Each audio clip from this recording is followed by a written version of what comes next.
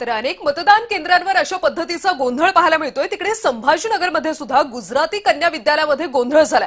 तब्बल 1 तास EVM machine बंद होतं। मशीन बंद पडल्यामुळे नागरिकांमध्ये गोंधळ निर्माण झाला। मतदारांना जवळपास 1 तास ताटकळत उभं राहावं लागलंय। आणि याची माहिती देत आहेत आमचे प्रतिनिधी विजय चिडे।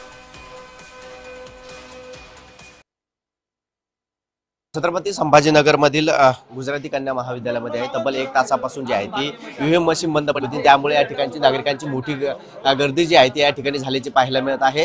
कारण तब्बल 1 तासापासून या ठिकाणी ते ईव्हीएम मशीन जी आहे ती बंद पडलेली आहे। त्यामुळे दूरपर्यंत जे आहे ते नागरिक या ठिकाणी आल्याचे आपल्याला पाहायला मिळत आहे।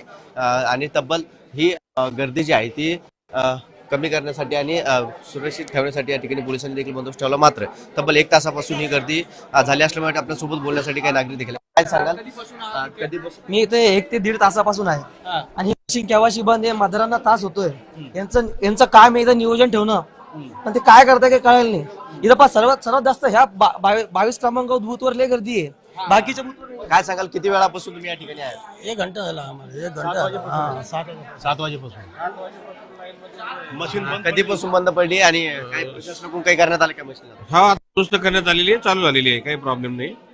थोडा वेळ लागला पण चालू झाली। काय कशी गैरसोय झाली? 7 वाजेपासून उभे आम्ही इथं, मशीन बंद पडली होती, आता चालू झाली मशीन।